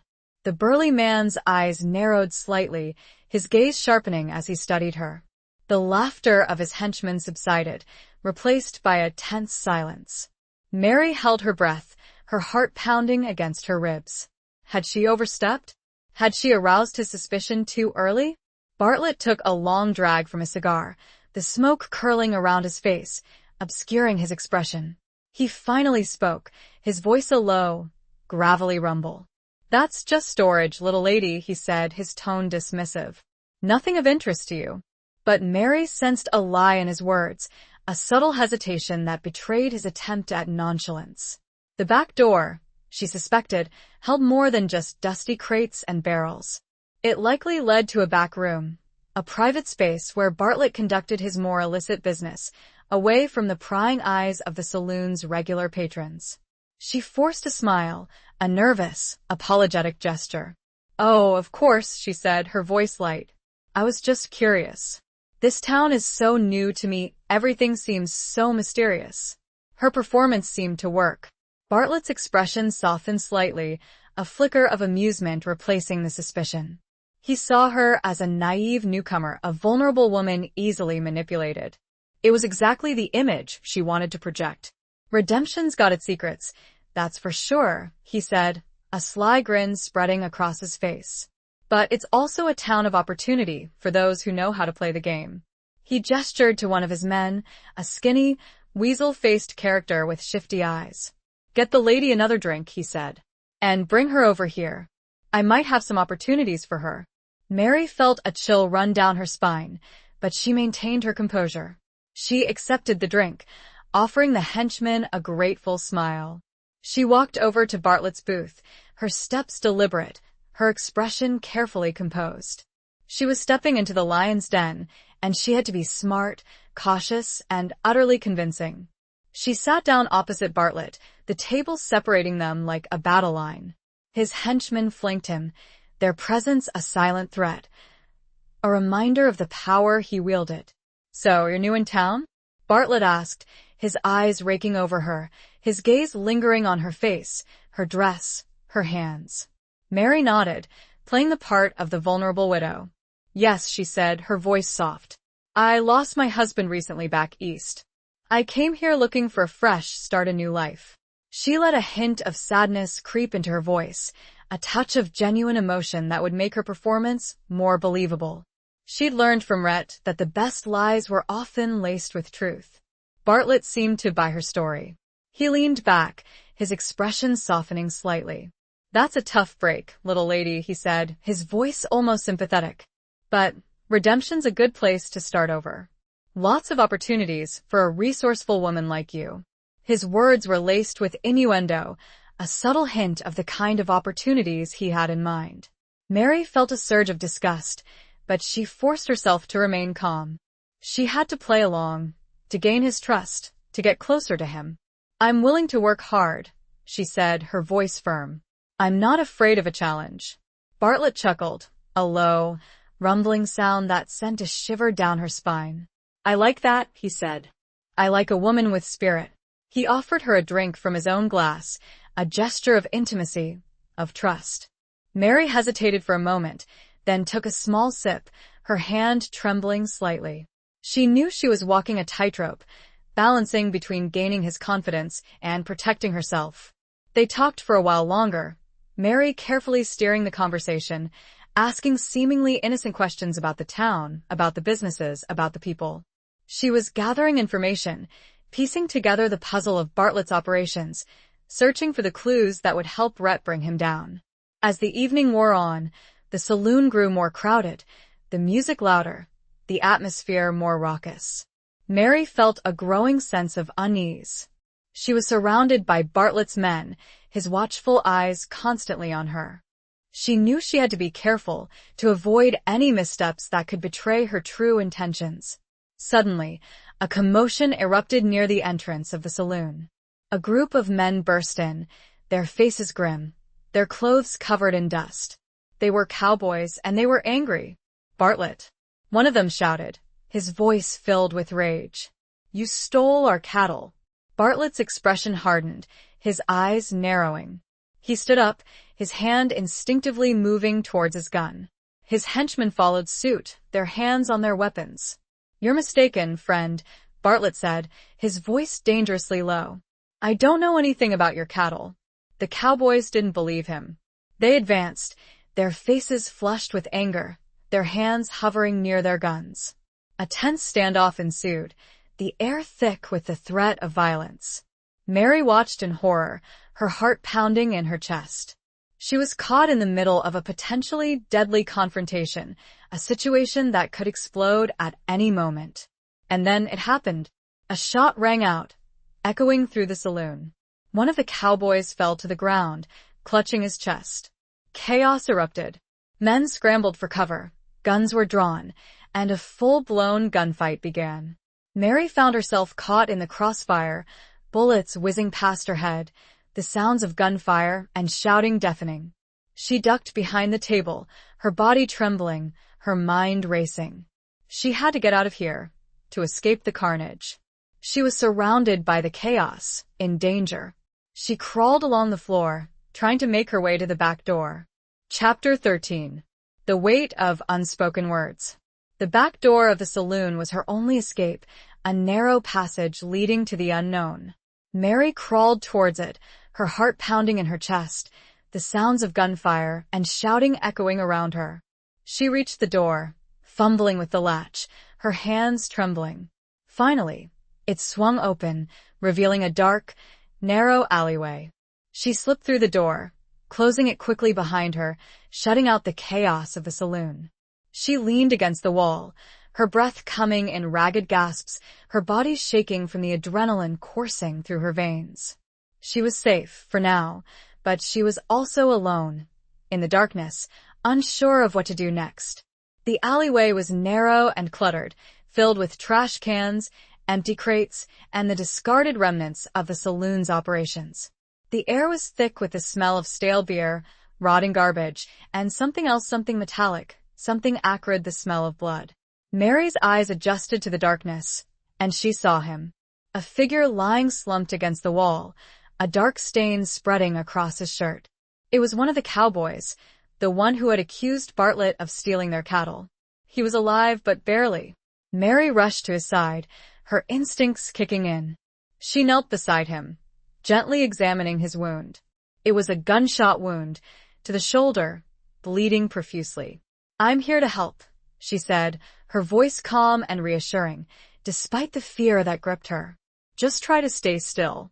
She tore a strip of fabric from her petticoat, using it to apply pressure to the wound, stemming the flow of blood. The cowboy groaned, his eyes flickering open. He looked at her, his gaze filled with pain and confusion. "Bartlett," he whispered, his voice weak. "He shot me," Mary nodded, her jaw tightening. She'd seen it herself, the cold-blooded way Bartlett had gunned down the unarmed cowboy. It was a stark reminder of the man's ruthlessness, his utter disregard for human life. "I know," she said, her voice firm, "but you're going to be all right. I'm going to get you help." She knew she couldn't stay here. Bartlett's men would be looking for her, and they wouldn't hesitate to silence her, to eliminate any witnesses to their crimes. She had to get the cowboy to safety, to the doctor, and then she had to find Rhett. She helped the cowboy to his feet, supporting his weight as they stumbled through the alleyway, heading towards the main street. It was a slow, arduous process, the cowboy weak and in pain, Mary struggling to keep him upright. As they reached the end of the alleyway, they heard voices, the sound of approaching footsteps. Mary froze, her heart leaping into her throat. It was Bartlett's men, searching for them. She quickly pulled the cowboy into a narrow alcove, hiding behind a stack of empty crates. They crouched there, silent and still, listening as the men passed by, their voices rough and menacing. "Find her," one of them shouted. "Bartlett wants her alive for now." Mary felt a chill run down her spine. She was a target now, a loose end that Bartlett needed to tie up. She knew she was in grave danger, her life hanging in the balance. Once the men had passed, Mary and the cowboy emerged from their hiding place, continuing their slow, painful journey towards the doctor's office. They finally reached the office, exhausted and shaken, but alive. The doctor, alerted by the earlier commotion, was waiting for them. He quickly examined the cowboy, his expression grim. "He's lost a lot of blood," he said. "But I think I can save him. He's lucky you found him when you did." Mary felt a surge of relief. She'd managed to get the cowboy to safety, to give him a chance at survival. But she knew her own ordeal was far from over. She left the doctor's office, stepping back out into the night. The town seemed quieter now, the sounds of gunfire replaced by an eerie silence. But the danger was still there, lurking in the shadows, waiting for her. She needed to find Rhett, to tell him what had happened, to warn him about Bartlett's intentions. But where was he? She hadn't seen him since their meeting at the cafe that morning. She started walking, her steps hesitant, her eyes scanning the streets, searching for any sign of him. She felt alone and vulnerable, the weight of the unspoken words, the unacknowledged danger, pressing down on her. She thought of Rhett, of his quiet strength, his unwavering determination, his unexpected tenderness. She'd come to rely on him, to trust him, despite her initial reservations, despite her broken oaths. He was her only ally in this dangerous game, her only hope of survival. As she walked, she noticed a figure standing in the shadows across the street. It was Rhett. He was watching her, his expression unreadable. He beckoned her over, his gesture urgent. Mary hurried across the street, her heart pounding with relief and apprehension. She reached him, her breath coming in ragged gasps. "Rhett," she said, her voice trembling. "I saw it. Bartlett shot him. He shot the cowboy." Rhett pulled her into the shadows, his arms encircling her, holding her close. She leaned into him, her body trembling, seeking comfort and reassurance in his embrace. "I know," he said, his voice low and soothing. "I saw it too. Are you all right?" She nodded, her head buried in his chest. "I'm scared, Rhett," she whispered. "He's going to come after me." He held her tighter, his hand stroking her hair, his touch surprisingly gentle. "I won't let him hurt you, Mary," he said, his voice firm. "I promise you." His words, his embrace, were a lifeline, a source of strength in the midst of her fear. She clung to him, her body shaking, the weight of the unspoken words, the unacknowledged danger, finally crashing down on her. The silence between them spoke volumes, a testament to the bond they'd forged, a bond that was stronger than fear, stronger than danger, stronger than the unspoken words that hung heavy in the air. He pulled back. Chapter 14. A flicker of hope in the darkness. Rhett pulled back slightly, his hands still gripping her arms, his gunmetal gray eyes searching hers in the dim light of the alleyway. The fear in her eyes was palpable, a mirror of the danger they both faced. He felt a surge of protectiveness, a fierce determination to keep her safe, no matter the cost. "We need to get out of here," he said, his voice low and urgent. "Bartlett will be looking for you. This town is no longer safe." Mary nodded, her breath still coming in ragged gasps. She trusted Rhett implicitly. He was her anchor in this storm, her protector, her only ally. Where can we go?" she asked, her voice trembling slightly. Rhett had already thought of a place. A secluded cabin, nestled in the foothills of the mountains, a place where they could hide, regroup, and plan their next move. It was a risky journey, but it was their only option. "I know a place," he said. "It's a few hours' ride from here. We'll be safe there for a while." He led her to a back street, where he'd stashed their horses, saddled and ready to go. He helped her mount, his touch lingering for a moment longer than necessary. She felt a warmth spread through her, a sense of reassurance in his presence. They rode out of town under the cover of darkness, avoiding the main streets, sticking to the shadows. The silence of the night was broken only by the rhythmic beat of the horses' hooves and the occasional howl of a distant coyote. Mary rode close beside Rhett, her hand instinctively reaching for his, seeking comfort and connection. He intertwined his fingers with hers, his grip tight and reassuring. They didn't speak, but the shared silence was filled with unspoken emotions, with a growing understanding, a deepening bond. As they rode, Mary thought about the events of the evening, about the violence she'd witnessed, about the danger she'd faced. She'd seen the true face of Bartlett, the ruthless, cold-blooded killer he was. She knew she was a target now, a loose end that he needed to eliminate. But she also felt a flicker of hope, a sense of determination. She wasn't just a victim anymore. She was a fighter, a survivor. She'd helped the wounded cowboy, she'd escaped from Bartlett's clutches, and she was riding alongside Rhett, a man she trusted, a man she was beginning to love. The journey was long and arduous, the terrain rough and unforgiving. The night was cold, and Mary shivered, despite the blanket Rhett had wrapped around her shoulders. He shared his body heat with her, his arm around her waist, holding her close. Finally, as dawn began to break, painting the eastern sky with streaks of pale pink and lavender, they reached their destination. The cabin was small and rustic, built of rough-hewn logs, nestled among a cluster of pine trees. It was a secluded, hidden place, a haven from the dangers of the outside world. Rhett helped Mary dismount, his hands lingering on her waist. He looked at her, his eyes filled with concern. "Are you all right?" he asked, his voice soft. She nodded, her gaze meeting his. "I'm tired," she said, "but I'm all right. Thanks to you." He led her inside the cabin. It was sparsely furnished, with a single room containing a bed, a table, 2 chairs, and a fireplace. A few basic supplies were stored in a corner, enough to sustain them for a few days. Rhett built a fire, the flames casting a warm glow throughout the room, chasing away the chill of the night. He brewed coffee, the strong, bitter aroma filling the air, a welcome scent of comfort. They sat by the fire, sipping their coffee, the silence between them comfortable, almost intimate. Mary felt a sense of peace she hadn't experienced in days, a sense of safety and security in Rhett's presence. What happens now? She asked, breaking the silence. Rhett looked at her, his expression serious. We need a plan, he said. We can't stay here forever. Bartlett will be looking for us. We need to find a way to bring him down before he finds us. He explained his strategy, a daring plan that involved gathering evidence, exposing Bartlett's crimes, and bringing him to justice. It was a risky gamble, but it was their only hope. Mary listened, her heart pounding with a mix of fear and determination. She knew the dangers they faced, but she also felt a sense of purpose, a commitment to fighting for what was right.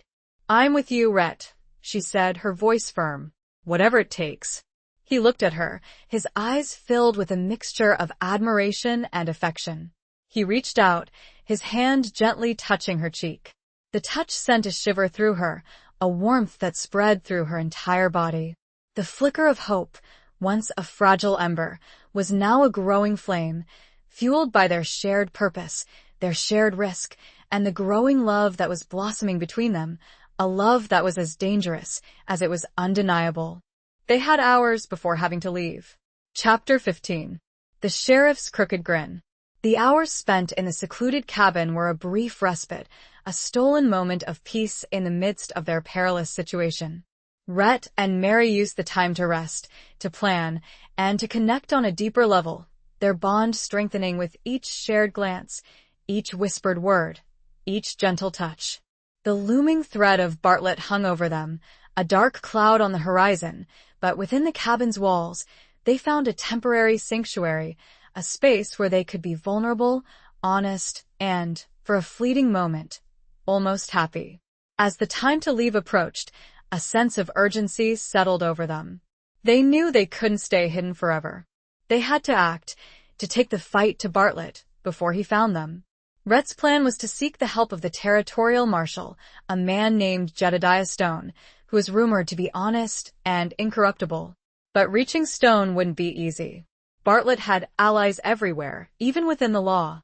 They would have to be careful, discreet, and utterly ruthless.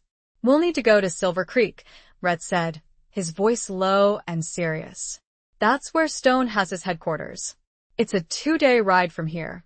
Mary nodded, her heart pounding with a mix of fear and determination.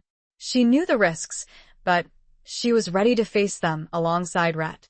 They set off just before dawn, riding under the cover of darkness, avoiding the main roads, sticking to the less traveled trails. The journey was arduous, the terrain rough and unforgiving, but they pushed onward, their determination fueled by their shared purpose, their shared hope. As they rode, Rhett shared more of his past, revealing the details of his life before the tragedy that had shattered his world. He'd been a successful rancher, a respected member of his community, a loving husband and father. He'd built a good life, a life filled with promise, only to have it all stolen from him by greed and violence. Mary listened, her heart aching for him. She understood his pain, his loss, his burning desire for justice. She, too, had known loss, betrayal, the shattering of dreams. Their shared experiences, their shared wounds, drew them closer, forging a bond that was stronger than steel. On the second day of their journey, they reached the outskirts of Silver Creek, a bustling town, larger and more prosperous than Redemption. It was a hub of commerce and law, a place where justice, at least in theory, prevailed. But Rhett knew that appearances could be deceiving. Bartlett's influence extended far and wide, and he wouldn't hesitate to use his power and connections to silence them. We need to be careful, Rhett said, his voice low and cautious. Bartlett has eyes and ears everywhere. We can't trust anyone until we know for sure who's on our side. They entered the town discreetly, avoiding the main streets, seeking out the less conspicuous establishments. They found a small, unassuming boarding house, where they secured a room, using assumed names. Rhett's first priority was to find the marshal, Jedediah Stone. He left Mary at the boarding house, promising to return as soon as possible. Mary waited, her anxiety growing with each passing hour. She paced the small room, her mind racing, imagining all the things that could go wrong. She was a target, a witness to Bartlett's crimes, and she knew he wouldn't hesitate to silence her. Finally, after what seemed like an eternity, Rhett returned. His expression was grim, his eyes filled with a mixture of frustration and anger.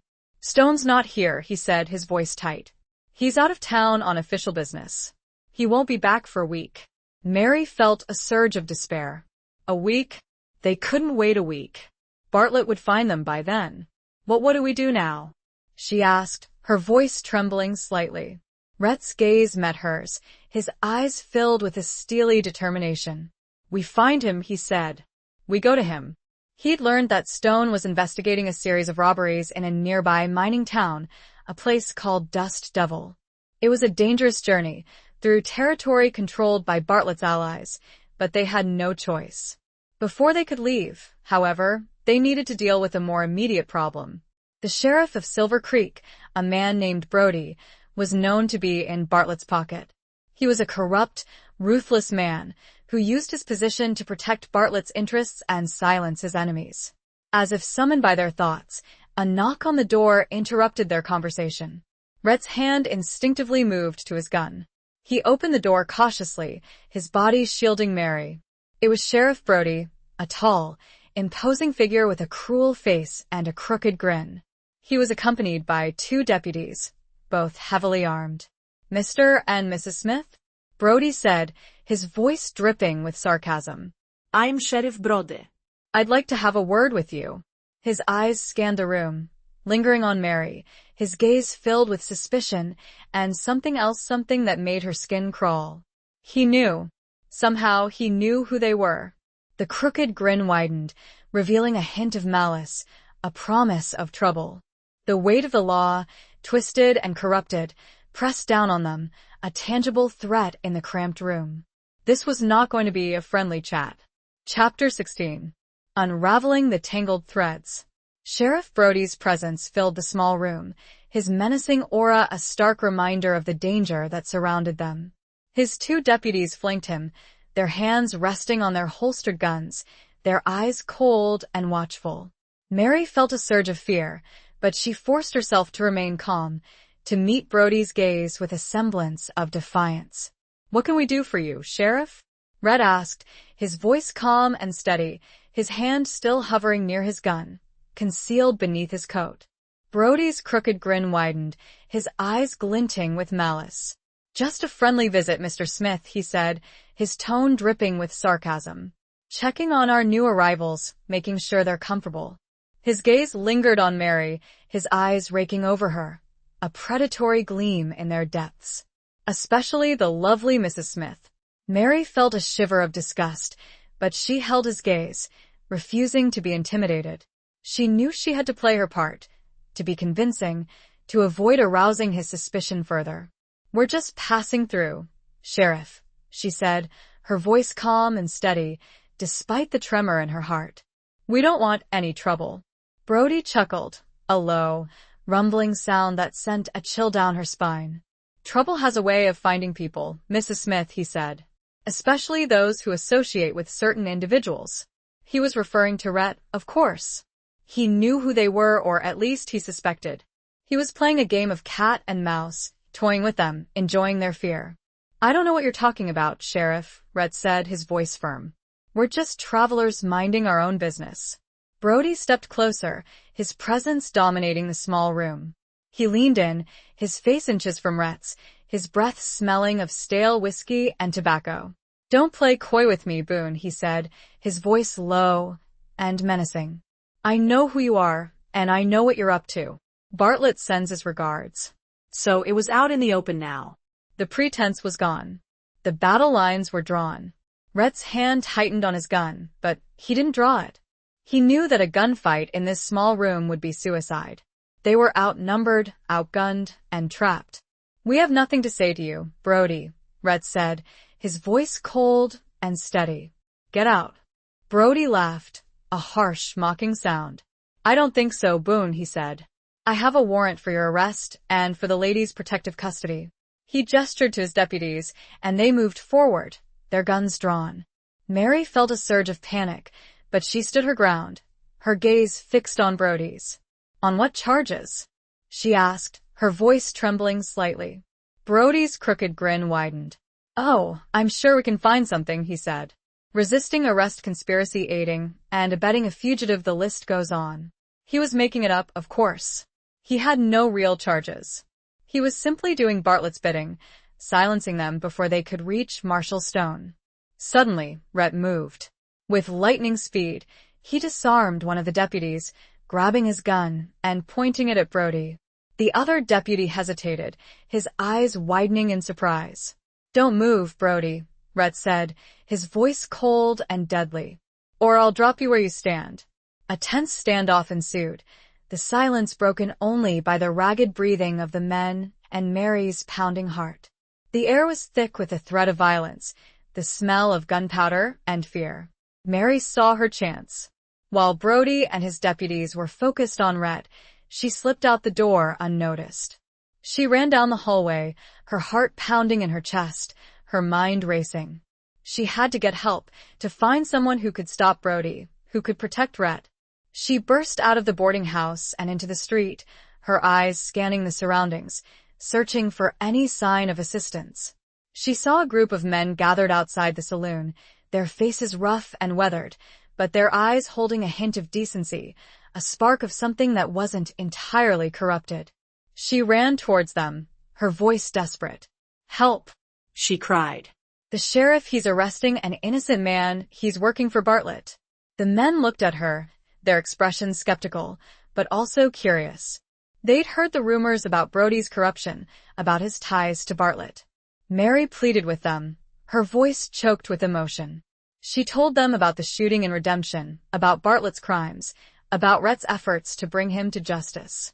One of the men, a tall, grizzled cowboy with a weathered face and kind eyes, stepped forward.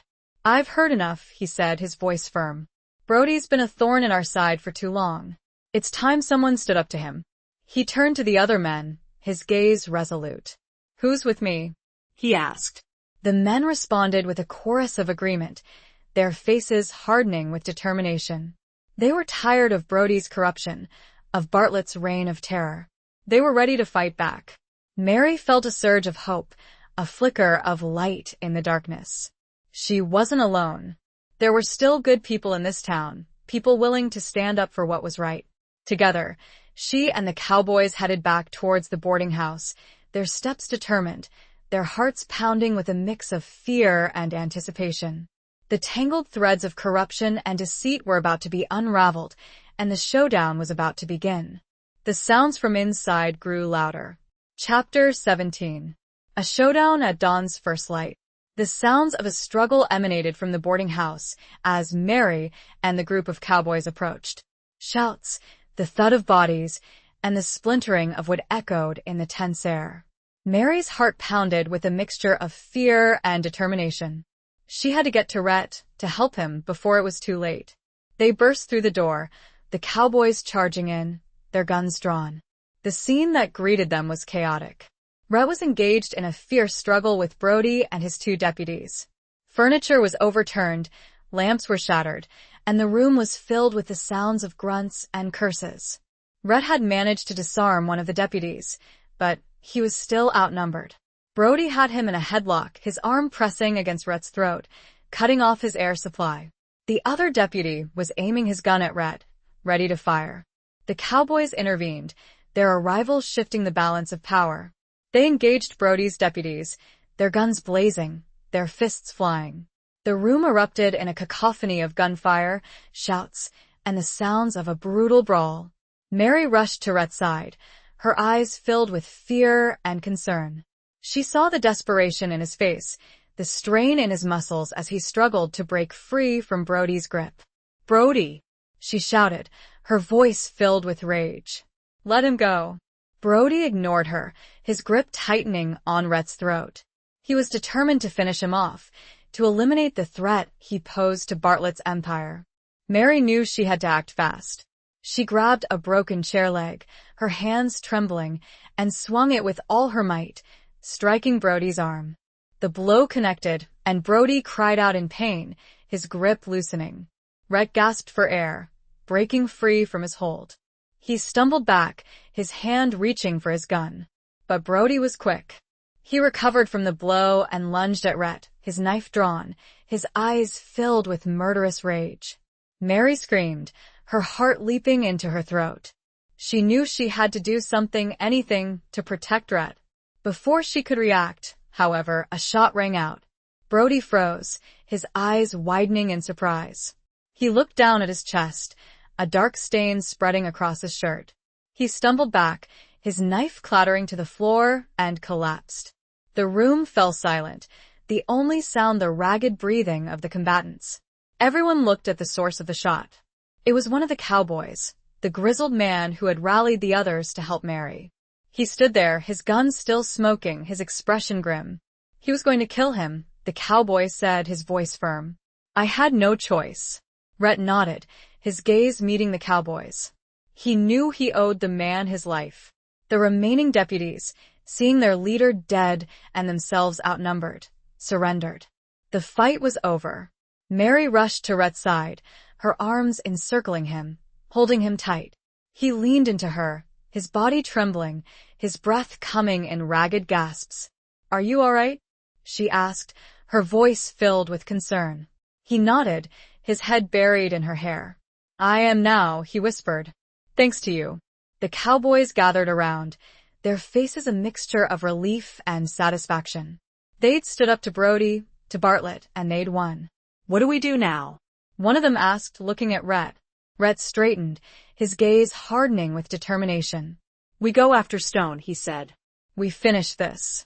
They left Silver Creek before dawn, a small, unlikely band of heroes riding towards Dust Devil, towards the Marshal, towards a final confrontation with Bartlett's forces. The showdown was inevitable, a clash between good and evil, between justice and corruption. As they rode, the first rays of dawn painted the eastern sky with streaks of gold and crimson. The light, a symbol of hope, a promise of a new day, illuminated their path, a path fraught with danger, but also with the possibility of redemption, of justice, of a future free from fear. The showdown, at dawn's first light, would determine not only their fate, but the fate of the entire territory, a territory that had been held captive by greed and violence for far too long. Chapter 18. The Cost of Redemption. The journey to Dust Devil was fraught with tension, the landscape mirroring the perilous path they tread. The rugged terrain, the desolate canyons, and the ever-present threat of ambush kept them on edge, their senses heightened, their hands never far from their weapons. Rhett led the way, his gaze constantly scanning the horizon, his instincts honed by years of living on the edge. As they neared Dust Devil, a sense of foreboding settled over them. The town, a small mining community clinging to the side of a mountain, was known for its lawlessness, a haven for outlaws and desperados. It was Bartlett territory, and they knew they were walking into a trap. They found Marshal Stone in a small, makeshift office, surrounded by a handful of weary deputies. He was a tall, lean man with a weathered face and piercing blue eyes that seemed to see right through them. He listened intently as Rhett recounted the events in Redemption and Silver Creek, presenting the evidence they'd gathered against Bartlett and his network of corruption. Stone's expression hardened as he heard the story, his jaw tightening with anger. He'd been investigating Bartlett for months, but he'd lacked the concrete proof he needed to bring him down. Rhett and Mary's information was the missing piece of the puzzle, the key to dismantling Bartlett's empire. Bartlett's holed up in the old mine, Stone said, his voice grim. He's got a small army with him. It won't be easy to take him down.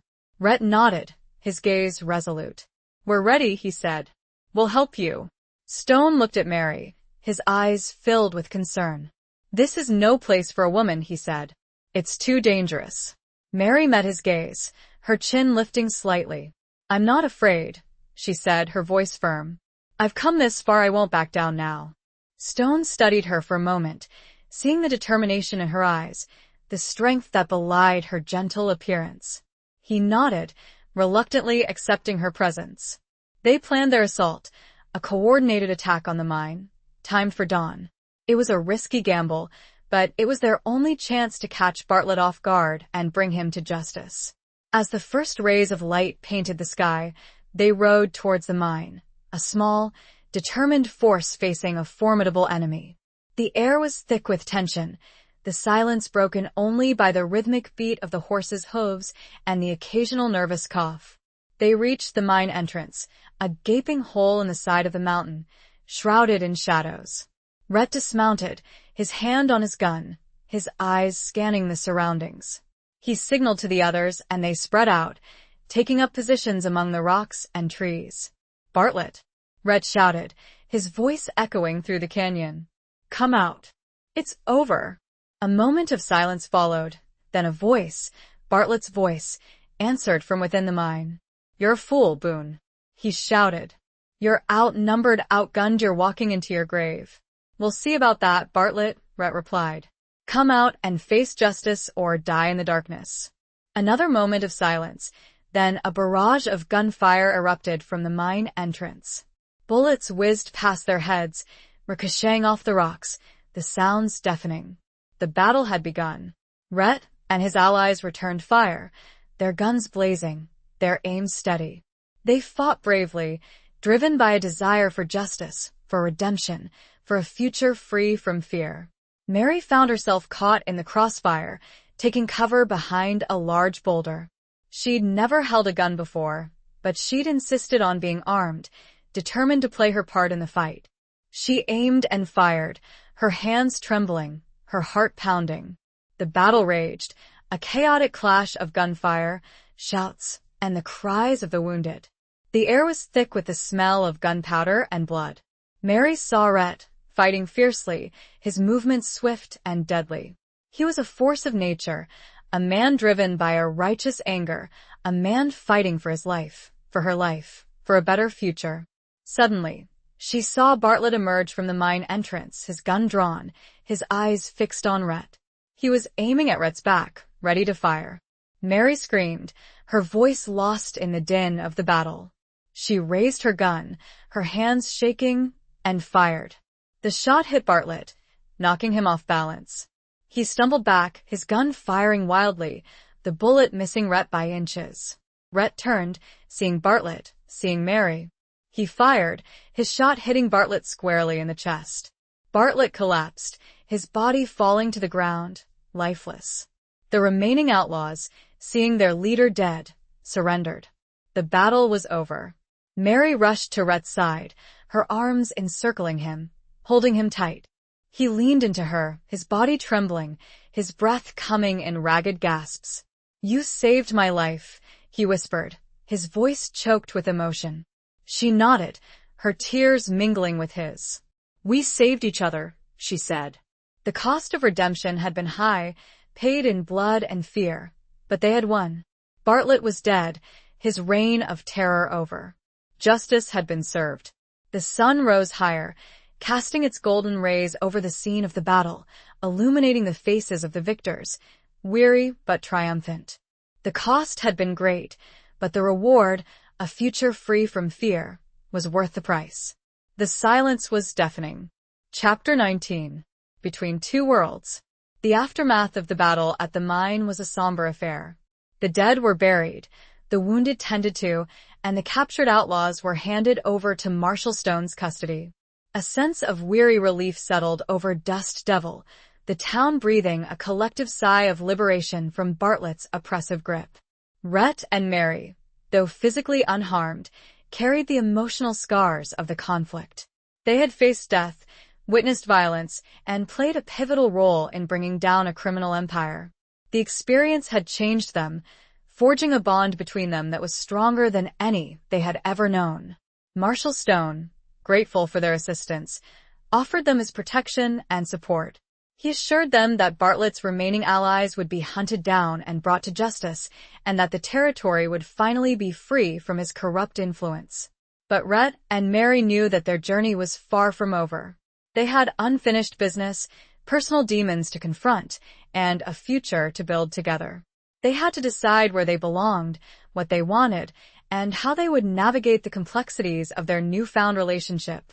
They spent a few days in Dust Devil, recuperating and helping Stone restore order to the town. Mary found herself drawn to the wounded, offering comfort and care, her compassionate nature shining through. Rhett, though still haunted by his past, found a sense of purpose in helping Stone rebuild the community, his skills as a rancher and a leader proving invaluable.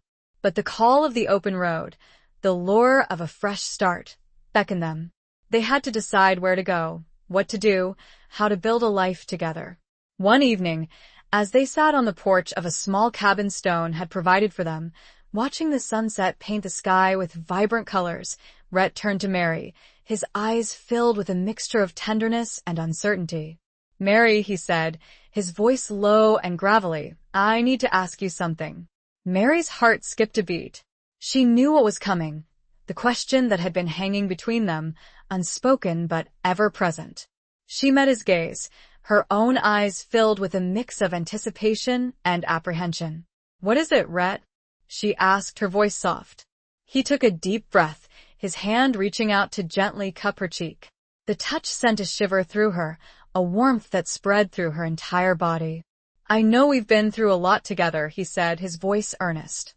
"And I know we come from different worlds, different pasts, but I can't imagine my life without you." His words were a confession, a declaration, a plea. He was laying his heart bare, offering her his love, his vulnerability, his future. Mary's eyes filled with tears, her heart overflowing with emotion. She'd fallen in love with this man, this gunfighter with a haunted past, this man who had shown her kindness, courage, and a fierce protectiveness that had made her feel safe, cherished, and truly alive. "I love you, Rhett," she said, her voice choked with emotion. "I love you more than words can say." He pulled her close, his arms encircling her, holding her tight. She leaned into him, her body melting against his, their hearts beating as one. They kissed, a long, passionate kiss that sealed their love, their commitment, their future together. But the question of where they would go, what they would do, still lingered. They were between two worlds, the world of their pasts and the world of their future, a future they had yet to define. "Where do we go from here, Rhett?" Mary asked, her voice hesitant, as they broke apart. He looked at her, his eyes searching hers. He knew they couldn't stay in Dust Devil, in the shadow of the violence they'd experienced. They needed a fresh start, a place where they could build a new life, a life free from the ghosts of their pasts. "I've been thinking," he said, his voice thoughtful. "There's a place, a ranch back in Texas. It was my grandfather's. It's been abandoned for years, but it's good land, fertile soil, a place where we could build something together." His words painted a picture, a vision of a future filled with hope, with promise, with the possibility of a new beginning. A place where they could heal, where they could love, where they could build a life together. Mary's heart soared. It was the perfect answer, the perfect solution. A place where they could escape their pasts, where they could embrace their future, where they could create a home, a family, a legacy. "Let's go," she said, her voice filled with excitement, with determination. "Let's go to Texas." He smiled, a genuine, heartfelt smile that reached his eyes, chasing away the shadows that had haunted him for so long. He pulled her close again, kissing her forehead, his touch gentle and loving. They were between two worlds, the world of their pasts and the world of their future, but they were no longer lost.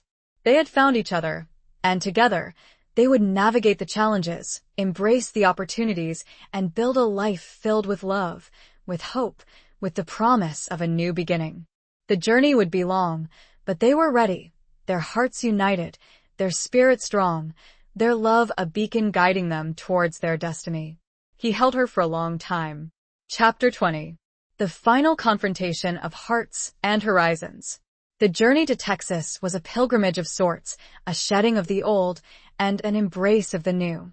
Rhett and Mary traveled at a leisurely pace, savoring the freedom of the open road, the beauty of the ever-changing landscape, and the intimacy of their shared journey.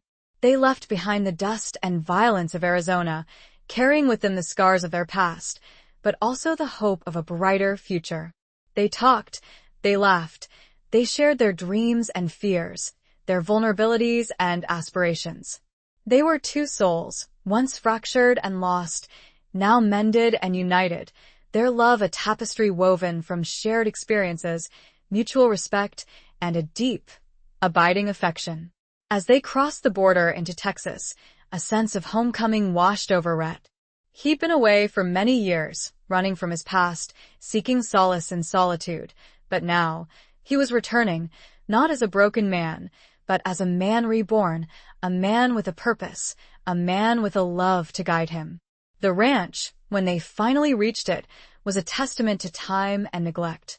The once proud house stood weathered and worn, the roof sagging, the windows boarded up. The outbuildings were in disrepair, the fences broken, the fields overgrown with weeds. It was a ghost of its former glory, a relic of a bygone era. But beneath the decay, Mary saw the potential. She saw the fertile soil, the rolling hills, the clear running stream that snaked through the property. She saw the bones of a beautiful home, a place where they could build a life, a family, a legacy. It's beautiful, Rhett," she said, her voice filled with awe. "It needs work, a lot of work, but it's perfect." Rhett smiled, his heart swelling with pride and gratitude. He'd brought her to this place, this forgotten corner of his past, and she'd seen not the ruin, but the promise. She was his anchor, his inspiration, his partner in this new adventure. They spent their first night under the stars, wrapped in blankets, huddled close together for warmth. They talked about their plans, their dreams, their hopes for the future. They would rebuild the ranch, restore it to its former glory, and create a home, a sanctuary, a place where they could live in peace, surrounded by the beauty of the land and the warmth of their love. The following days were a blur of activity. They cleaned, they repaired, they scrubbed, they painted. They worked side by side, their hands calloused, their bodies aching, but their spirits soaring. They were building something together, something tangible, something that represented their commitment to each other, their faith in the future. Neighbors, curious about the newcomers, came to offer help. They were a mix of ranchers, farmers, and homesteaders, hardworking people who understood the value of community, the importance of lending a hand. They shared their knowledge, their tools, their stories, and their friendship. Mary, with her compassionate heart and gentle spirit, quickly won them over. She was a natural healer, a nurturer, a woman who brought warmth and light to the community. Rhett, with his quiet strength and leadership skills, earned their respect. He was a man of his word, a man of action, a man who stood for justice and integrity. Slowly, painstakingly, the ranch began to take shape. The house, once a dilapidated shell, was transformed into a warm and welcoming home. The fields, once overgrown with weeds, were plowed and planted. The fences were mended, the outbuildings repaired, and the sounds of life, of laughter, of hope, filled the air. But the final confrontation wasn't with the land, or the work, or the challenges of rebuilding. It was with themselves, with the lingering shadows of their pasts, with the unspoken fears that still haunted them. One evening, as they sat on the porch, watching the sunset paint the sky with breathtaking colors, Mary turned to Rhett, her eyes filled with a mixture of love and concern. "Rhett," she said, her voice soft, are you truly happy here? Are you at peace?"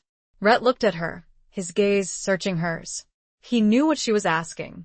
She was asking if he'd truly let go of his past, of the pain and loss that had haunted him for so long. He took a deep breath, his hand reaching out to gently cup her cheek. The touch sent a shiver through her, a warmth that spread through her entire body. "I am Mary," he said, his voice firm, his eyes filled with a sincerity that reached deep into her soul. "I've found peace here with you. You've healed me, you've given me a reason to live, a reason to love, a reason to hope."